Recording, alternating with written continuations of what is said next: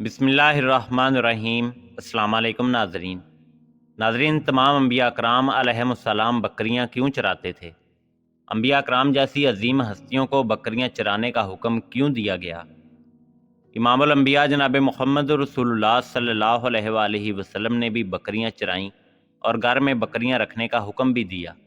इस हुक्म की असल वजह क्या है? घर में बकरी पालने की अहमियत और फजीलत क्या है? यही हमारी आज की वीडियो का मौजू होगा। और आज हम आपको बकरियों और अम्बिया कराम अलैहिमुस्सलाम की निस्बत और मोहब्बत के हवाले से इंतहाई ईमान फरोज़ मालूमात फ़राहम करेंगे। मगर वीडियो में आगे बढ़ने से पहले अगर आप हमारे चैनल पर नए हैं तो बराए मेहरबानी हमारा चैनल info@ali सब्सक्राइब करें, जहां आपको बिलखसूस इस्लामिक हिस्ट्री और बिलामूम दुनिया भर की मुनफरद मालूमात पर मबनी वीडियोज़ मिलती रहेंगी। नाज़रीन, बुखारी शरीफ में हजूर नबी रहमत इमामुल अंबिया जनाब मोहम्मद रसूलुल्लाह सल्लल्लाहु अलैहि वसल्लम का इरशाद पाक है, अल्लाह ताला ने जितने भी अम्बिया कराम अलैहिस्सलाम भेजे, हर एक ने बकरियां चराई हैं। सहाबा ने पूछा, आपने भी? फरमाया, हाँ, मैं भी अहले मक्का की बकरियां कुछ उजरत पर चराया करता था। नाज़रीन, उलमा ने अम्बिया कराम अलैहिस्सलाम के बकरियां चराने की कुछ वजूहात बयान की हैं।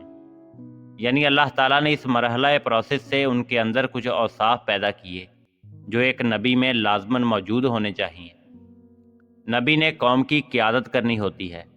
लोग मुख्तलिफ रास्तों पर भाग रहे होते हैं, उनको कंट्रोल करना और एक सीधे रास्ते पर चलाना बहुत मुश्किल काम है, जो बिलाशुबा बगैर ट्रेनर के सार अंजाम नहीं दिया जा सकता। इसीलिए अल्लाह रब्बुल इज़्ज़त ने नबूवत से कबल अपने नबियों को ये ट्रेनिंग और तरबियत बकरियां चरवा कर उनके अंदर क़यादत और लीड करने की सलाहियत पैदा की। बकरियों का रेवड़ यानी गला एक ऐसा रेवड़ और गला होता है जिसमें बकरियां इधर उधर भागती हैं, और उनको कंट्रोल करना और सीधे रास्ते पर लेकर चलना इंतहाई मुश्किल काम होता है। दूसरी चीज़ जो हर नबी में होनी चाहिए वो सब्र और उम्मत का गम है। चनाचे बाद रिवायात में आता है कि एक दिन अल्लाह के जलीलुल कदर पैगंबर हज़रत मूसा अला नबीना अलैहिस्सलाम हज़रत शुएब अलैहिस्सलाम की बकरियां चरा रहे थे। वाज़ेह रहे कि अल्लाह के पैगंबर हज़रत मूसा अलैहिस्सलाम ने 10 साल अल्लाह के दूसरे पैगंबर हज़रत शुएब अलैहिस्सलाम की बकरियां चराईं। एक दिन आप बकरियां चरा रहे थे कि एक बकरी भाग गई। हज़रत मूसा अलैहिस्सलाम उसको पकड़ने के लिए उसके पीछे भागे, मगर बकरी भागती हुई गायब हो गई। यहाँ तक कि हज़रत मूसा अलैहिस्सलाम के पाँव पर भागने की वजह से और इस बकरी को ढूंढने की वजह से आबले पड़ गए। बिलाखिर उन्होंने उस बकरी को ढूंढ लिया और पकड़ लिया। उन्होंने जब बकरी को पकड़ा तो बजाय बकरी को मारने के आंखों में आंसू आ गए, और उस बकरी के सर पर दस्ते शफकत फेरते हुए अल्लाह के पैगंबर हज़रत मूसा अला नबीना अलैहिस्सलाम ने इरशाद फरमाया, अगर तुझे मुझ पर रहम नहीं आया तो अपने आप पर ही रहम खाती। अगर तुझे मेरे पाँव पर रहम नहीं आया तो कम अज़ कम अपने आप पर ही रहम खाती। अल्लाह ताला ने हज़रत जिब्राईल अलैहिस्सलाम को हुक्म दिया, नबूवत के लिए मूसा ही मौजू हैं, क्योंकि उम्मत का गम खाने और उनकी तरफ से इज़ा व तकलीफ़ को बर्दाश्त करने की जिस हौसले और दिलो जिगरी की ज़रूरत है वो उनमें मौजूद है। यानी अल्लाह रब्बुल इज़्ज़त ने अपने अम्बिया की आजमाइश के लिए उनको बकरियां चराने का हुक्म दिया, और अल्लाह के हुक्म के मुताबिक तमाम अम्बिया ने गलाबानी की। क़यादत और लीडरशिप पैदा करने के लिए ये काम हर नबी से परवरदिगार आलम ने अपनी कुदरत कामला के मुताबिक करवाया। फिर ज़माने के साथ साथ ये इल्म तरक्की करते करते आज सोशल साइंस के अनवान से यूनिवर्सिटीज़ में पढ़ाया जाता है, और मगरबी ममालिक यूरोप और अमेरिका के अक्सर लोग अपने बच्चों को पहली तरजीह के तौर पर सोशल साइंस ही पढ़ाते हैं ताकि हमारे बच्चे दुनिया की क़यादत कर सकें। और इसी सोशल साइंस को मद्देनज़र रखते हुए परवरदिगार आलम ने अपने अम्बिया को बकरियां चराने का हुक्म दिया। नाज़रीन, हुजूर ताजदार ख़त्म नबूवत सल्लल्लाहु अलैहि वसल्लम की हदीस के मुताबिक नबूवत से कबल तमाम अम्बिया कराम अलैहिमुस्सलाम ने बकरियां चराईं।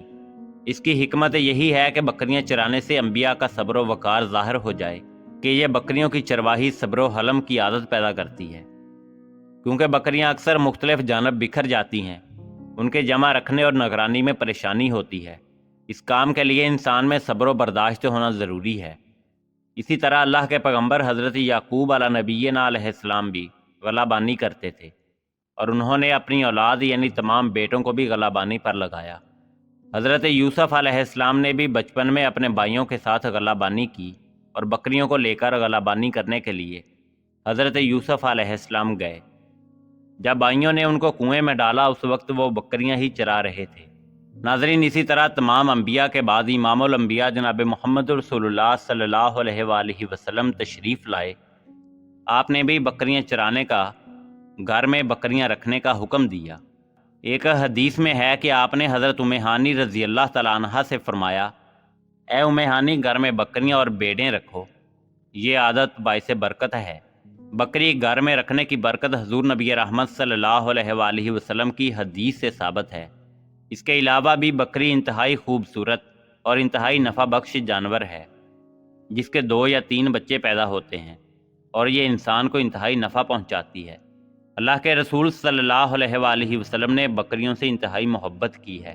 اس کے علاوہ قرآن مجید فرقان حمید اللہ رب العزت نے نبی رحمت صلی اللہ علیہ وآلہ وسلم پر نازل فرمایا۔ اللہ کے نبی نے قرآن اور حدیث کے مطابق اپنی امت کا غم بانٹا، اور اسی امت کا غم بانٹتے ہوئے اللہ کے نبی نے بکریوں سے محبت کی اور بکریوں سے محبت کرنے کا حکم دیا۔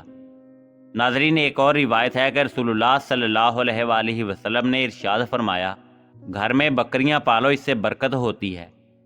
ابن ماجہ میں ہے کہ گھر میں بکری کا ہونا محتاجی کے 70 دروازے بند کر دیتا ہے۔ اس کے علاوہ بھی اقتصادی لحاظ سے بکری کی اہمیت کے بارے میں ایک مثل مشہور ہے کہ بکری غریب کی گائے کہلاتی ہے، کیونکہ جو لوگ گائے یا بھینس پالنے کی طاقت نہیں رکھتے تو وہ گھریلو ضروریات کو پورا کرنے کے لیے بکریاں پالتے ہیں۔ عام طور پر بکری کے دودھ میں چکنائی نسبتاً کم ہوتی ہے، اس لیے یہ دودھ بچوں کی نشو و نما اور مریضوں کی بحالی صحت کے لیے انتہائی مفید اور باعث رحمت ہوتا ہے۔ چونکہ حضور نبی رحمت صلی اللہ علیہ وآلہ وسلم نے خود بکری کا دودھ بھی استعمال کیا اور گوشت بھی تناول فرمایا، اسی لیے بکری کے دودھ میں بھی شفا ہے اور اس کے گوشت میں بھی لذت اور شفا اللہ رب العزت نے رکھی ہے۔ ناظرین، انبیاء اکرام علیہ السلام کے بکریاں چرانے کے حوالے سے انتہائی اہم بات حضور نبی رحمت صلی اللہ علیہ وآلہ وسلم نے ارشاد فرمایا، ہر نبی نے بکریاں چرائیں۔ صحابہ نے پوچھا، کیا آپ نے بھی؟ فرمایا، ہاں، میں نے بھی۔ یعنی اللہ نے تمام انبیاء کو بکریاں چرانے کا حکم دیا۔ پھر قادیان کا لعنتی جس نے نبوت کا جھوٹا دعویٰ کیا، اس کا بکریوں سے کوئی تعلق نہیں تھا۔ یہاں یہ بات ثابت ہو جاتی ہے کہ اس کا نبوت سے بھی قطعاً کوئی تعلق نہیں تھا۔ وہ جھوٹا مکار اور فریبی انسان تھا، اور اگر وہ نبی ہوتا تو وہ بھی بکریاں چراتا۔ مرزا غلام احمد قادیانی کا ایک ہفتہ بھی بکریاں چرانا ثابت نہیں۔ لہٰذا یہاں یہ بات ثابت ہو جاتی ہے کہ اللہ کے پیغمبر ہی بکریاں چرایا کرتے تھے۔ مرزا غلام احمد قادیانی کا نبوت سے کوئی تعلق نہیں۔ ناظرین، اسی امید کے ساتھ اجازت دیجیے کہ آپ کو ہماری ویڈیو پسند آئی ہوگی۔ ملتے ہیں بہت جلد ایک نئی تاریخی، تحقیقی اور معلوماتی ویڈیو کے ساتھ۔ دیکھتے رہیے info@ali۔ اللہ رب العزت آپ کا حامی و ناصر ہو۔